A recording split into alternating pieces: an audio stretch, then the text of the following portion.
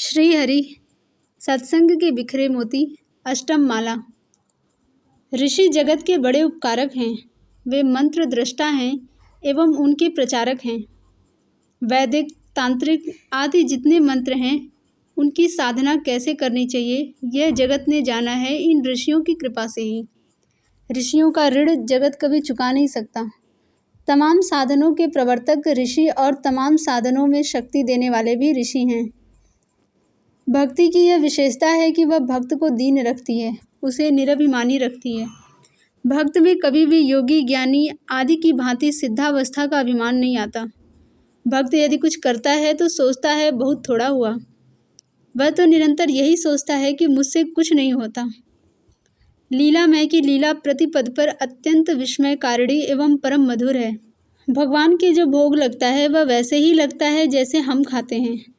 भगवान के श्री विग्रह को पूजे और साथ ही कहें कि भगवान तो वासना के भूखे हैं और उन्हें वैसे ही बिना छिले साफ किए फल आदि भोग लगा दे तो ऐसे उपेक्षा भाव वाले पुरुष का लगाया हुआ भोग भगवान नहीं खाते। जिस तत्परता से हम अपने किसी अत्यंत आदरणीय प्रेमास्पद के लिए भोजन बनाते हैं उससे भी अधिक प्रेम से भोग लगाएं तो उसे भगवान अवश्य खाते हैं। भक्त की वाणी सच्ची करने के लिए भगवान सदा सचेष्ट रहते हैं। यदि भक्त के वचन सत्य करने में उन्हें अपने वचनों का परित्याग करना पड़े तो वे उसे भी सहर्ष स्वीकार करते हैं। किसी समय भक्त के वचन के साथ भगवान के वाक्य का विरोध हो जाता है तो वहाँ भक्त का वाक्य रहता है, भगवान का नहीं। ऐसा भक्त कौन है? वही है जिसके वचनों की रक्षा के लिए भगवान अपने वचन छोड़ दें। भगवान दूसरे का बंधन तोड़ देते हैं पर प्रेमी भक्तों के दिए हुए अपने प्रेम बंधन को नहीं तोड़ सकते। जीवन की सफलता क्या है? हमारे हृदय में सद्गुण आ जाएं, हमारे आचरण में सदाचार आ जाए, हमारा मुख भगवान की ओर मुड़ जाए, हमारे जीवन में दैवी गुण हो जाए और वह भगवत भजन की मूर्ति बन जाए। जो सांसारिक उन्नति भगवान की प्रीति में बाधक है वह उन्नति नहीं, वह तो स्पष्ट अवनति है। दरिद्रता बड़ा दुख है पर जो दारिद्र्य जीवन को पवित्र बनाने वाला हो वह तो वांछनीय है। जो हो, जहाँ हो, जैसे हो, न वहाँ जाति पाति का भेद, न कर्म अकर्म का भेद, न काल की अपेक्षा, वह वहाँ वैसे ही भगवान से मिल सकता है। बस इच्छा तीव्र होनी चाहिए, वैसी ही जैसी प्यासे को जल की होती है। अर्थ, धर्म, काम और मोक्ष ये 4 पुरुषार्थ माने जाते हैं। संसार में अर्थ और काम दोनों की आवश्यकता है पर अर्थ और काम धर्म के अनुकूल होने चाहिए, तभी उनका फल मोक्ष होता है। जो अर्थ जो काम धर्म सम्मत न हो वह पुरुषार्थ नहीं, अनर्थ है। नवधा भक्ति के 2 अंग हैं। पहले 6 श्रवण, कीर्तन, स्मरण, पाद सेवन, अर्चन, वंदन साधना के हैं। अंतिम 3 दास्य, सख्य, आत्मनिवेदन साधना की सिद्धि के। दास्य, सख्य एवं आत्मनिवेदन का सेवन केवल इच्छा से नहीं हो सकता। श्रवण कीर्तन आदि करते करते चित्त शुद्ध होने पर दास्य आदि स्तर प्राप्त हो सकते हैं। श्रवण आदि तो अशुद्ध चित्त से भी हो सकते हैं, दास्य आदि अशुद्ध चित्त से नहीं हो सकते। इनमें चित्त की शुद्धि हुए बिना काम नहीं चलता और न दासत्व आदि का स्वांग धरने से ही। साधनावस्था में अपने अधिकार के अनुकूल कार्य करना चाहिए। उसमें सिद्धावस्था की बात को अपनाने से साधन रुक जाता है। दास्य आदि की बात करने से काम नहीं चलता है। पहले श्रवण कीर्तन आदि में लगना चाहिए। भगवान से प्रार्थना करनी चाहिए कि भगवान मुझे साधन के अंग प्रदान कीजिए। आग में जलन शक्ति स्वाभाविक है। अग्नि से कहना नहीं पड़ता कि हे अग्नि देवता आप काठ को जलाओ। इसी प्रकार भगवान का करुणा गुण स्वाभाविक है, उसका प्रकाश करने के लिए प्रार्थना नहीं करनी पड़ती। भगवान नित्य इस जगत के कल्याण के लिए करुणामय हैं, इसीलिए वे इस प्राकृत जगत में प्राकृत स्वरूप धारण करके प्राकृत की भांति लीला करते हैं। यह करुणा गुण भगवान का विकार रहित अंतरंग गुण है, स्वरूपभूत नित्य गुण है। त्रिगुणात्मक माया का विकार नहीं, इसका रूपांतर नहीं होता। जैसे एक बीज अनेक फलों को पैदा करता है वैसे ही एक कर्म बीज अनेक कर्म फलों को पैदा करता है। भगवद आश्रय बहुत बड़ा बल है, इससे पाप बुद्धि नष्ट होती है। प्रकाश के सामने जिस प्रकार अंधकार नहीं रहता, वैसे ही भगवत आश्रय के सामने पाप और पाप बुद्धि नहीं रहती। भगवत आश्रय के लिए भगवान की कृपा शक्ति में विश्वास की आवश्यकता है। हम आश्रय उसी का लेंगे जिसके संबंध में हमारी यह धारणा हो कि यह वस्तु है तथा इसमें हमारे दुखों को दूर करने की सामर्थ्य है। भगवान की प्राप्ति में भगवान की कृपा ही प्रधान हेतु है। जो भगवान की प्राप्ति को दुर्लभ मानते हैं, अपने को पापों से दोषों से भरा देखते हैं, पर भगवान की अनंत पाप नाशिनी कृपा पर विश्वास नहीं करते तथा दूसरे उपायों से भगवत प्राप्ति चाहते हैं, उनको निराश ही होना पड़ता है। भगवान की कृपा के लिए सभी कुछ सुलभ है। साधन ठीक होने पर सिद्धि अपने आप प्राप्त हो जाती है। साधना का मन से विश्वास पूर्वक सदा भगवान का चिंतन होता रहे, मुख से उनके नामों का गान होता रहे, हाथ भगवान की सेवा में लगते रहें, आदि आदि वरदान मांगने वाले साधक बिरले ही होते हैं।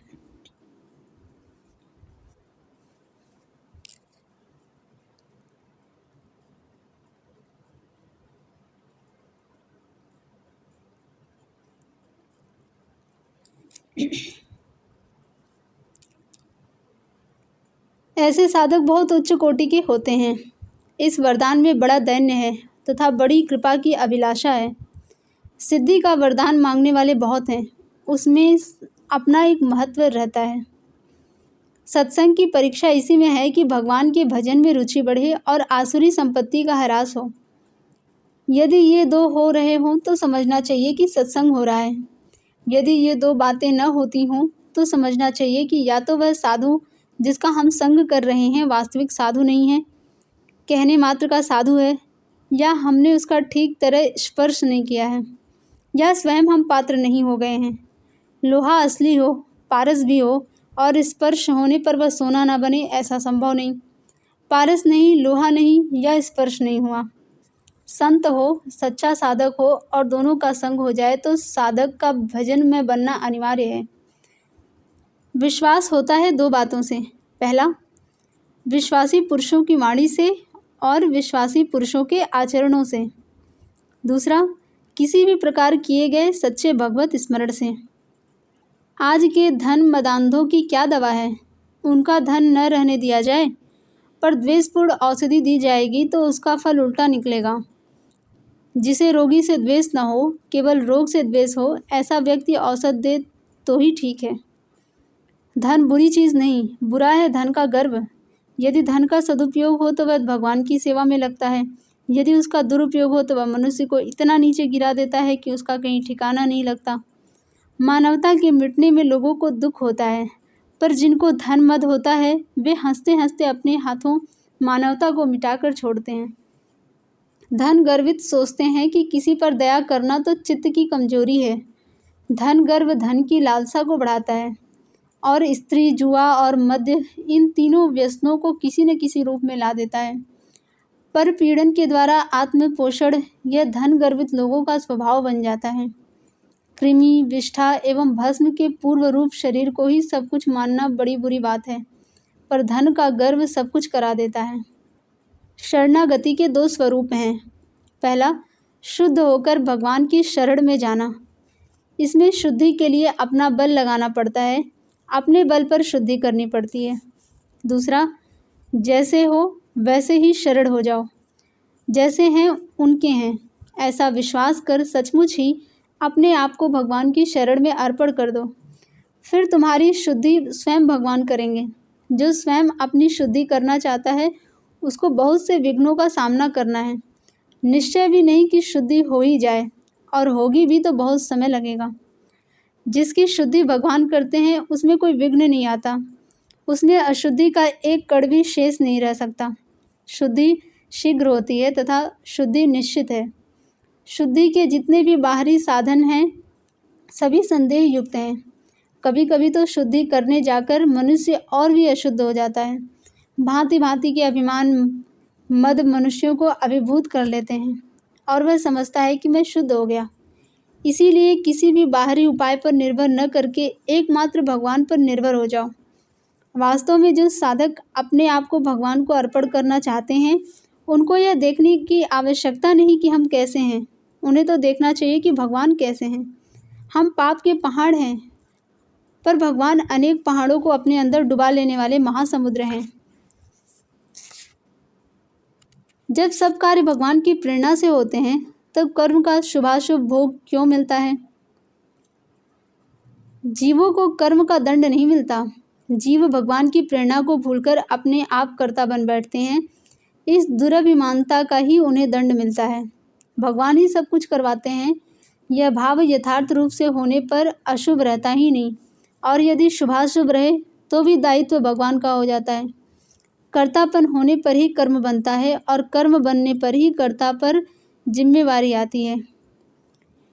गुरु आचार्य वही हैं जो सच्चा रास्ता बतावें, जो अंधे की लकड़ी पकड़कर ठीक रास्ते पर लगा देवें। शिष्य का अनुगमन करने वाले का बस इतना ही काम है कि वह अपनी लकड़ी गुरु के हाथ में पकड़ा देवे। चलना वैसे ही होगा जैसे वह गुरु चलावेगा। चलना कैसे, किस किस मार्ग से, किस गति से, ये सब बातें वह सोचें जिनके हाथ में लकड़ी हो। पर सबसे कठिन काम यही लकड़ी सौंपना है।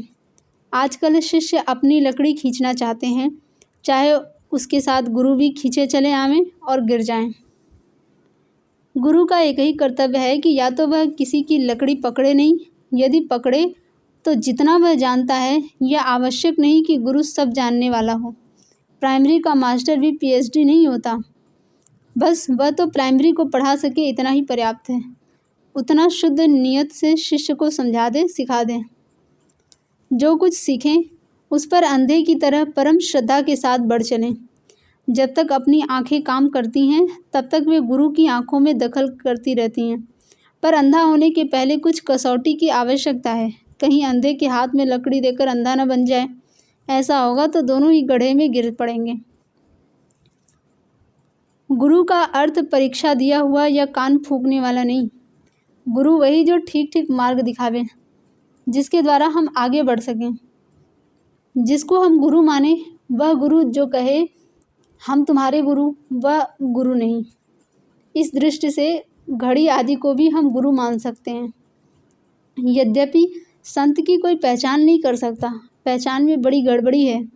कोई संत आए और कहने लगे साग में नमक नहीं, हमने झट कह दिया संत नहीं, खाने में आ सकती है। पर ऐसी बात नहीं। महात्माओं की पहचान ऊपर से नहीं होती। वे नियमों से परे होते हैं, नियमों से बाध्य नहीं होते। पर फिर भी एक बात है, जिनका अंतःकरण शुद्ध है उनके द्वारा सत्क्रिया ही होती है। उनके द्वारा बुराई कभी होती ही नहीं। तीर्थ में तीर्थत्व देने वाले महात्मा होते हैं। भूमि को पावन बनाने वाले महात्मा होते हैं। जिसके पास रहने से दैवी संपत्ति की वृद्धि हो, भगवान की ओर मन जाने लगे, बुराइयां मिटने लगे, तो समझना चाहिए कि हम रास्ते पर हैं। उससे हमें हानि नहीं, वह हमारे लिए संत है। अपने को उसके हाथ में सौंप देना चाहिए। क्योंकि जब पत्थर, काष्ठ आदि की मूर्ति में भगवान प्रकट हो जाते हैं और भक्त को ले जाते हैं, तब ऐसे अपूर्ण मनुष्य में भगवान प्रकट हो जाएं और हमें पार कर दें, तो इसमें क्या आश्चर्य है। समर्पण का अर्थ यही है कि अपनी ओर से, अपनी बुद्धि से रास्ते में किसी प्रकार का विघ्न न डालें। अपना तर्क छोड़ दें। सर्वदा गुरु के अनुगत हो रहें। जो कुछ भी गुरु कह दे अंधा होकर करें। यह बात है तो बड़ी कठिन और इसमें धोखे की संभावना भी है। पर यदि हमारा मन शुद्ध पारमार्थिक भाव से ओतप्रोत होगा तो भगवान बचा देंगे। यदि हमारा भाव बिल्कुल शुद्ध है, परमार्थ बुद्धि के अतिरिक्त और कोई इच्छा नहीं है, तो भगवान अंतर्यामी हैं। वे हमारी भूल यदि कोई होगी तो ठीक कर देंगे। जिसके हाथ में अपने को सौंप दिया है, वह चाहे उतना ही जानता हो जितने की आवश्यकता है, पर भगवान जानते हैं, अतः वे उसके द्वारा उसको निमित्त बनाकर हमें आगे बढ़ाकर ले जाएंगे।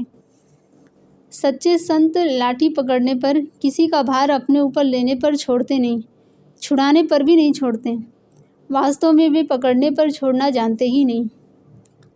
भगवान के जो प्रेमी भक्त संत होते हैं, उनकी जिम्मेदारी भगवान पर होती है। इसीलिए जिसने संत को हाथ पकड़वा दिया और जिसको संत ने स्वीकार कर लिया, उसके हाथ भगवान ने पकड़ लिए। संत के रूप में भगवान बोलते हैं। ऐसी अवस्था में वह जो कुछ बोलता है उसे भगवान मानो अपनी डायरी में नोट कर लेते हैं। मणिग्रीव से नारद जी ने कहा, इतने दिन बाद भगवान मिलेंगे। वहाँ उन्होंने पहले श्री कृष्ण से सलाह थोड़ी ही की थी। श्री कृष्ण को स्वयं ध्यान रखना पड़ा कि नारद ने ऐसा कह दिया है। अब हमें कब और कैसे मिलना है यह मजाक की बात नहीं, सिद्धांत की बात है। संत का जो कुछ है वह सब भगवान का है, अतः संत के जो कुछ में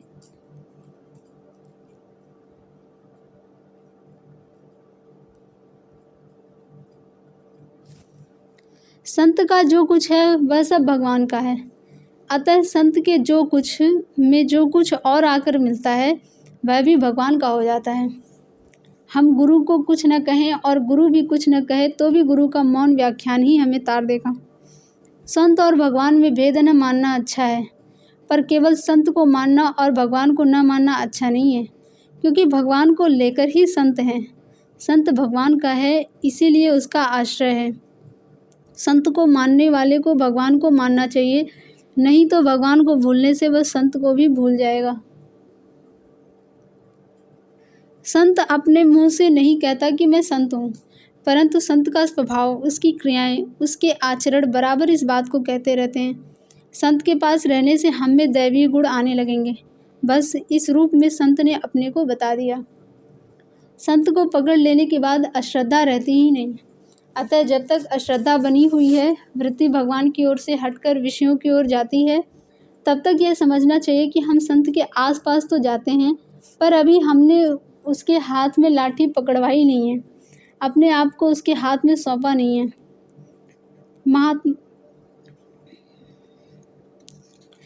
महात्मा भगवान के स्वरूप हैं।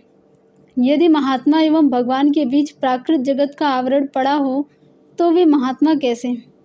वे तो दोनों महात्मा और भगवान घुल मिलकर एक हो जाते हैं। महात्मा का बिना जाने मिलन भी संसार बंधन से मुक्त होने में कारण है। यह अत्युक्ति नहीं है। सचमुच महात्मा से मिलने पर महात्मा की स्वाभाविक शक्ति से हम हठात परमार्थ पथ पर आरूढ़ हो जाएंगे। महात्माओं का महात्मापन स्वयं महात्माओं से भी छिपा रह सकता है। महात्माओं का मिलन देर सवेर भगवत प्राप्ति करा देने वाला है, पर जो महात्माओं को जान लेते हैं वे तो वैसे ही हो जाते हैं। जिसने महात्मा को जान लिया वह महात्मा के अनुकूल हुए बिना नहीं रह सकता। यदि जीवन में अनुकूलता प्रतिकूलता हो तो वहाँ जानने का अभ्यास है, असल में जाना नहीं है। महात्मा के द्वारा होने वाला प्रत्येक कर्म भगवत प्रेरित होता है, उसमें कोई दोष नहीं होता, द्वेष नहीं होता, पर कहीं कहीं दोष मालूम होता है। वह इसीलिए कि हमको महात्मा की आंखें नहीं मिली हैं। संत समता संपन्न होते हैं, दुख राज्य से बाहर होते हैं, पर दूसरे का दुख देखकर उनका हृदय दुखी होता है, वे द्रवित हो जाते हैं। वास्तव में वे पर दुखित हैं। संत के महत्व की इयत्ता करना, यह तो असीम की सीमा बांधकर उसको छोटा करना है। संतों का संग पावन को भी पावन करने वाला है। जहाँ वे रहें वह तीर्थ है, जो कुछ कहें वह शास्त्र। संतों की महिमा संत जाने या भगवान जाने, भगवान भी संतों की महिमा कहते कहते सकुचा जाते हैं। संत वास्तव में भगवान के संदेश वाहक हैं, भगवत भावों का सहज ही आचरण करने वाले और प्रचार करने वाले हैं। जगत संत से शून्य कभी होता नहीं। संत के शरीर से, मन से जो कुछ भी परमाणु जगत में फैलते हैं, उनसे जगत का कल्याण अपने आप होता रहता है। संत की वाणी का सीधा संस्पर्श हो जाए, देख सकें, सुन सकें, पढ़ सकें, मनन कर सकें तो कहना ही क्या। किंतु यदि केवल सुन ही सकें तो उसका फल भी अमोघ है। सबसे बड़ा लाभ है भगवत प्रेम। यह सचमुच संत की कृपा से ही मिलता है। इस परम पुरुषार्थ की प्राप्ति और किसी से नहीं हो सकती। संत की रुचि का अनुसरण करना चाहिए, केवल आज्ञा का ही नहीं। संत के चरणों का मन ही मन ध्यान करना, चरणों का परिसेवन मन के आभ्यंतरिक स्थल में किया जाए तो इसमें न तो कोई हानि है और न प्रत्यक्ष चरण सेवन से कुछ कम ही है। संत से मन ही मन प्रार्थना की जाए, यह भाव दृढ़ करें कि संत सदा मेरे साथ हैं और निरंतर मेरी प्रत्येक क्रिया को देखते हैं और मुझे अपनाए हुए हैं। यह अनुभव करें कि संत की कृपा मुझ पर बरस रही है। उसकी कृपा से मेरे अंदर दैवीय भाव आ रहे हैं। इससे संत के हृदय का दैवी भाव अपने अंदर बड़ी शीघ्रता से आता है। संत की शरीर, वाणी और मन तीनों से सेवा करें। कायिक सेवा का स्वरूप। संत की रुचि के अनुकूल अपने शरीर को अर्पण कर दें। संत को शरीर के संबंध में निसंकोच कर दें। अपने शुद्ध व्यवहार से संत के मन में यह भाव जगा दें कि वह इस शरीर को चाहे जिस तरह बरतें, अपना काम चाहे वह न करावें, पर वह उसे किसी और काम में लगा दें। इस प्रकार करने से आगे चलकर व्यक्तिगत सेवा भी प्राप्त हो सकती है। शरीर से सेवा करने पर स्वयं संत के शरीर की भी सेवा प्राप्त हो जाती है। वाचिक सेवा का स्वरूप। अपनी वाणी को संत के अनुकूल बना दें। संत के हृदय में यह विश्वास जमा दें कि मेरी इच्छा के विरुद्ध इसकी वाणी से कोई चीज़ निकलेगी ही नहीं। इस अवस्था में संत उसे अधिकार दे देता है कि मेरी ओर से मेरे प्रतिनिधि की तरह तुम चाहो जो करो। फिर जिस प्रकार संत अपनी वाणी से कल्याण करता है, उसी प्रकार संत का प्रतिनिधि बनकर वह अपनी वाणी से जगत का कल्याण कर सकता है। मानसिक सेवा का स्वरूप। अपने मन को संत के इतना अनुकूल कर दें कि संत को यह अनुभव हो कि इसका मन तो मेरे मन का प्रतिबिंब ही है। हम चाहे जहाँ पर हों, किंतु यदि सच्चे हृदय से यह भावना करें कि संत हमारे साथ हैं, हमें बुरे कर्मों से बचाते हैं, तो चाहे स्वयं संत को इस बात का पता न चले, परंतु वह परोक्ष रूप से प्रत्यक्ष की भांति ही हमारे पास पहुँचता है, हमें सहायता पहुँचाता है, सलाह देता है और बुरे कर्म से बचाता है। संतों के पास रहते हुए भी हमारी उन्नति में रुकावट क्यों आती है? हम हमारी बुद्धि, हमारी चेष्टा, हमारा विचार लादना चाहते हैं उस संत के विचार पर, उसके संकेत पर। हमने एकांत में बैठकर कोई बात संत से कही। संत को इस बात का बिल्कुल ज्ञान नहीं है, परंतु भगवत प्रेरणा से इस बात का उत्तर उसके हृदय में आ गया। इसे वह या तो हमें कह देगा या लिख कर भेज देगा या हमारे मन में कह देगा। जैसे हमने दूर बैठकर यह भाव किया कि हम भगवान की मूर्ति का ध्यान करें, संत के मन में यह बात आएगी कि उसको यह बात बतानी चाहिए कि वह किस मूर्ति का ध्यान करे। इसे या तो वह कह देगा या लिख देगा, या हमारे मन में यह भाव स्वतः ही आ जाएगा कि अमुक की उपासना करनी चाहिए। यही नियम अन्य बातों पर लागू होता है। हमारे मन में उसका उत्तर अपने आप ही आ जाएगा, मानो कोई अंदर ही अंदर प्रेरणा कर रहा हो। यह क्रिया अपने आप होती है, क्योंकि संत का सारा संबंध भगवान से होता है। जहाँ हमारे मन में भगवत भाव के अतिरिक्त और कोई लाग लपेट नहीं होती, वहाँ सब भार भगवान संभालते हैं। वे दोनों के हृदय में रहकर सब काम कर देते हैं। बेतार के तार की भांति तुरंत संत के हृदय में हमारी बात पैदा होती है। उधर भगवान के साथ भी उसका इस प्रकार का बेतार का तार चलता रहता है। अतएव उत्तर भी इतना यथार्थ होता है कि हम चकित रह जाते हैं। प्रत्येक व्यक्ति में दो प्रकार की विद्युत शक्ति होती है, एक खींचने वाली और एक फेंकने वाली। जिसमें जो चीज़ होती है उससे वही चीज़ बाहर आती है। संत में है केवल भगवत भाव, अतः उसके शरीर से निरंतर भगवत भाव के परमाणु ही निकलते रहते हैं। हाथों की अंगुलियों के पोरवों और चरणों के पोरवों से विद्युत के परमाणु विशेष मात्रा में बाहर निकलते हैं, तथा पैर के अंगूठे से तो वे सबसे अधिक निकलते हैं। इसी से भगवान के चरण नख की ज्योति की पूजा का विधान बहुत मिलता है। सहस्त्रार और हृदय, ये दो चुंबक के स्थान माने गए। सहस्त्रार और हृदय ये दो चुंबक के स्थान माने गए हैं। इन दोनों जगह बाहर के परमाणु विशेष रूप से खींचे जाते हैं। भक्त लोग प्रार्थना किया करते हैं कि भगवान अपने चरण हमारे मस्तक पर रख दो, हमारे हृदय पर रख दो। लक्ष्मण जी भगवान राम के चरणों को अपने हृदय पर धारण करके सोते थे। इतना ही नहीं, चरण के द्वारा जिस धूलि का संस्पर्श होता है उसके शरीर में विद्युत के परमाणुओं का समावेश हो जाता है। अतः जहाँ जहाँ संतों के चरण टिकते हैं वहाँ वहाँ उसमें उनके शरीर के रहने वाले विद्युत के जो भगवत भाव में हैं परमाणुओं का समावेश हो जाता है और वहाँ की भूमि पवित्र हो जाती है। संतों की चरण रज के विद्युत परमाणु भक्त के हृदय के विद्युत परमाणुओं से मिलकर एक ऐसा प्रकाश उत्पन्न करते हैं जिससे वहाँ भगवान का स्पष्ट साक्षात्कार हो जाता है। जैसे जिसके भाव होते हैं उसके वैसे ही परमाणु नित्य निरंतर निकल कर जगत में फैलते रहते हैं।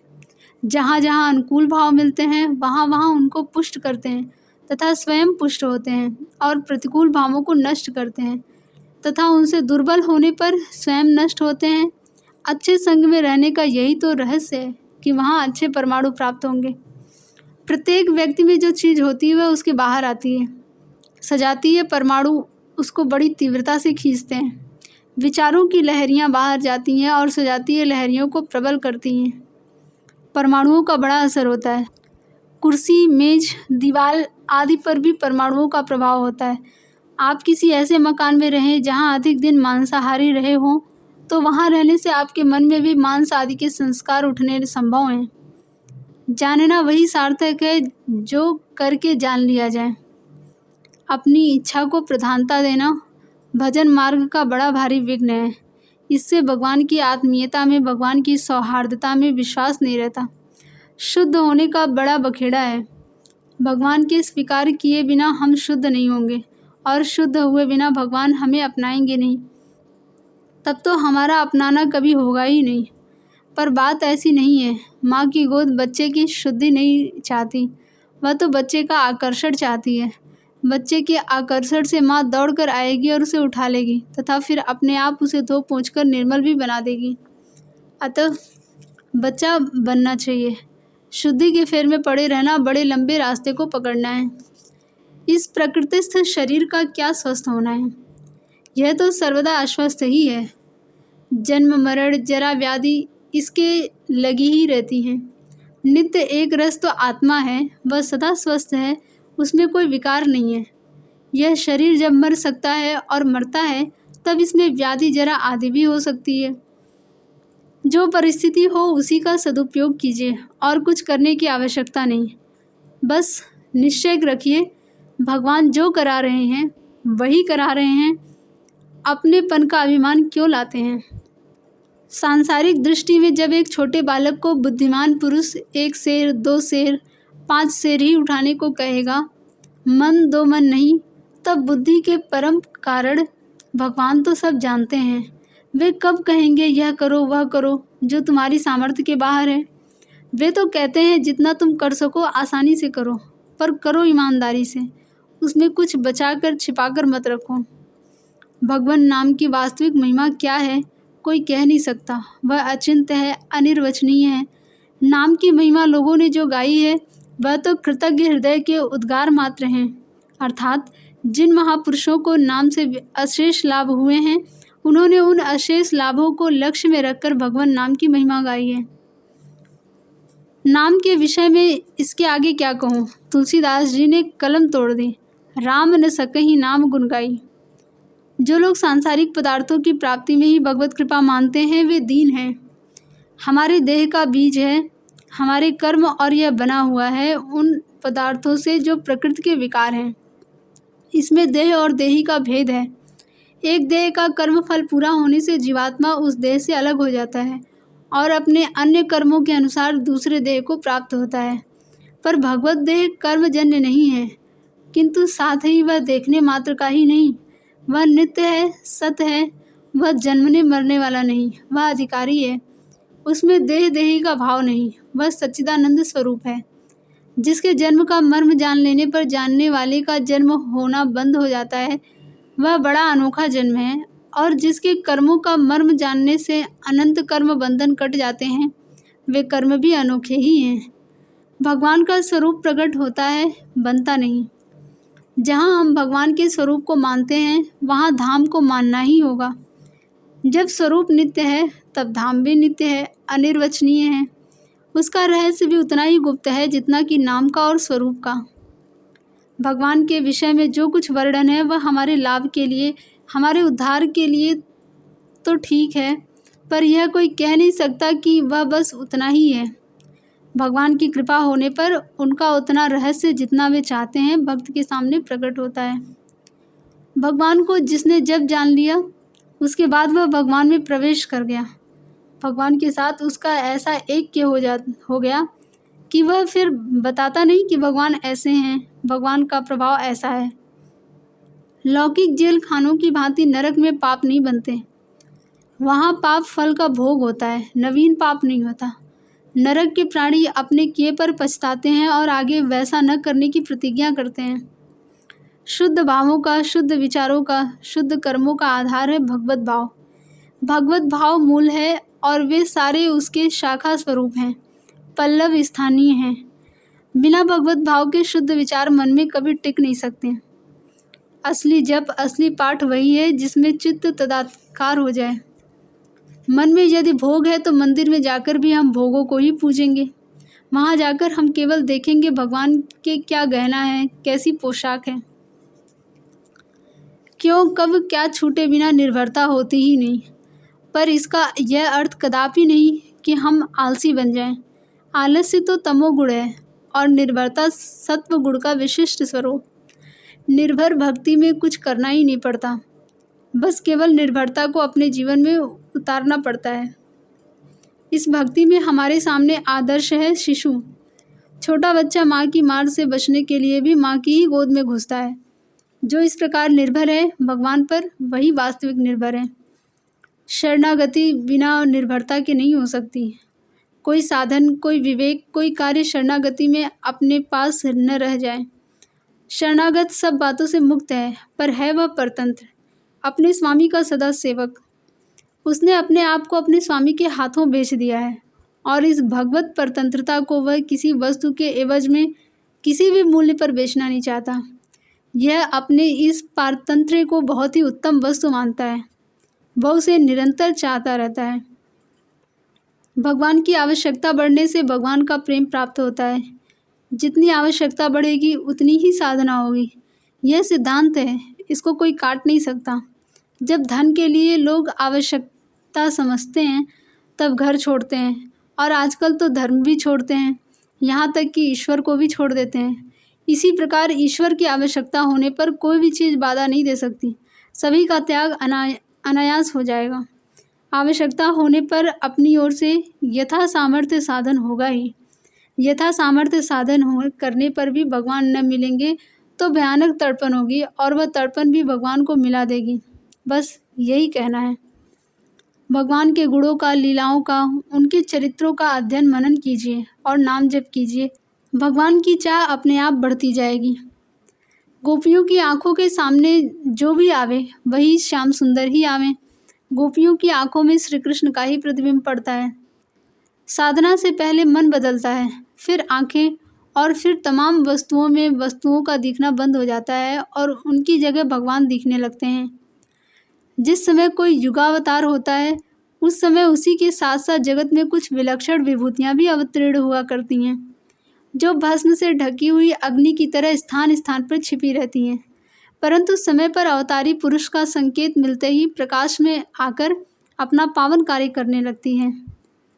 जब तक मनुष्य का धन, जन और पद मर्यादा आदि विषय बल पर भरोसा रहता है तब तक उसे भक्ति की प्राप्ति नहीं होती, परंतु जब वह संसार के समस्त विषयों का बल छोड़कर एक भगवान के प्रबल बल पर भरोसा कर लेता है तब सफलता तत्काल ही उसके सामने आकर खड़ी हो जाती है। जब तक संसार का मायामय घर अपना घर मालूम होता है तब तक असली घर दूर रहता है। जब मनुष्य अपने सारे छल कपट को छोड़कर अत्यंत दीन भाव से उन दीन बंधु पतित पावन परमात्मा की शरण लेना चाहता है तभी भगवान हाथ पकड़कर उसे अपनी छाती से लगा लेते हैं और सारे पापों से छुड़ाकर उसे सदा के लिए अभय कर देते हैं।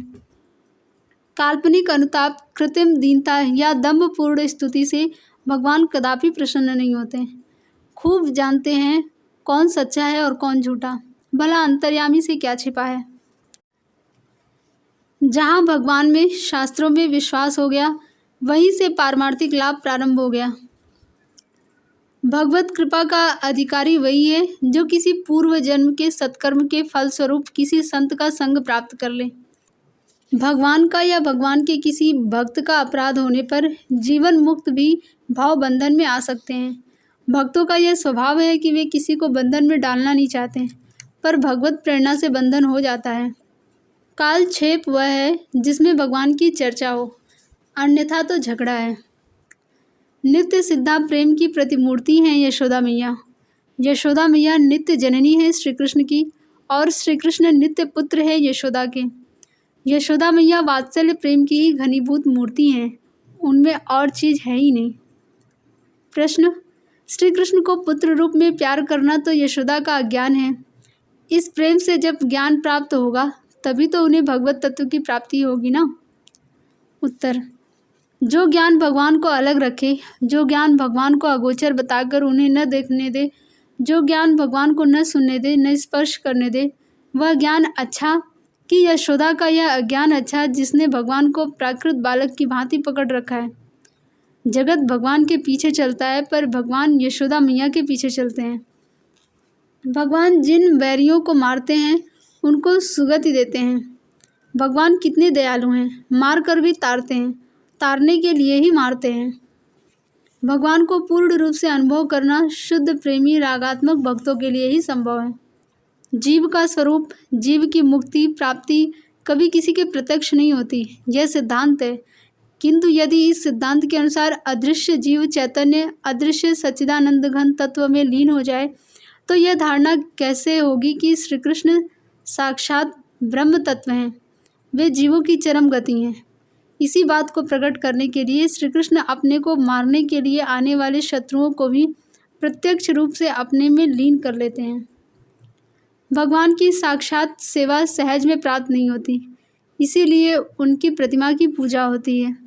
उनकी अष्टविध किसी भी प्रतिमा की अर्चना करके भक्त सिद्धि प्राप्त करते हैं। सचमुच बाह्य सेवा की बड़ी आवश्यकता है, इससे बड़े बड़े कार्य हो जाते हैं। श्रद्धा युक्त साक्षात भगवान मानकर जब प्रतिमा की पूजा होती है तब उससे भगवान का बार बार चिंतन होता रहता है। जो बाह्य सेवा के उपकरण जुटाने में असमर्थ हों तथा जिनका भगवान में मन लगता हो वे मानस सेवा कर सकते हैं, पर जो समर्थ हों और जिनका मन न लगता हो वे यदि बाह्य पूजा छोड़ दें तो वे अवश्य गिरेंगे। जो संपत्तिशाली भक्त हैं उनको पूरे उपचारों के साथ भगवान की पूजा करनी चाहिए। यह कल्याण प्राप्ति का सीधा मार्ग है। जो अपने भोगों के संचय में तो खूब खर्च करते हैं पर भगवान के लिए बस सोच लेते हैं कि वे तो भाव के भूखे हैं, वे ठीक नहीं करते। इसी प्रकार नौकरों आदि से भगवान की सेवा करवाना भी निकृष्ट है। ऐसा कराना न कराने से अच्छा है, पर निम्न श्रेणी का है। गृहस्थ के नित्य कर्मों का मूल है भगवत सेवा। भगवान की अर्चना धर्म वृक्ष का मूल है, अतः उनकी सेवा अवश्य करनी चाहिए। कोई भी हो जो भगवान के निकट एवं सामने बैठना चाहे और जिसको ऐसा न होने पर प्राणांत दुख हो, वह चाहे जहाँ रहे जैसे रहे, भगवान का मुख उसके सामने है, भगवान उसके अति निकट हैं। भगवान अपने सेवाकांक्षी भक्तों के सामने नित्य रहते हैं और उनके निकट रहते हैं। भगवान स्वयं ज्ञान स्वरूप होकर भी भक्त वत्सलता के ज्ञान को छिपा लेते हैं।